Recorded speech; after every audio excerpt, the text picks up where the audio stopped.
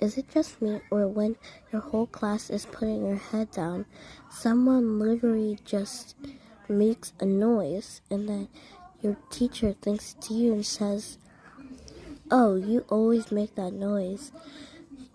You get no recess." Bro, like, it was not me. And when you say something, it's not me. Your teacher says, you always are so quick to say, "It's not me." Like, bro,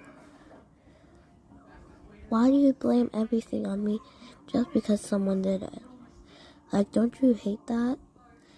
Like, bro, you get no recess. This is actually easy. No!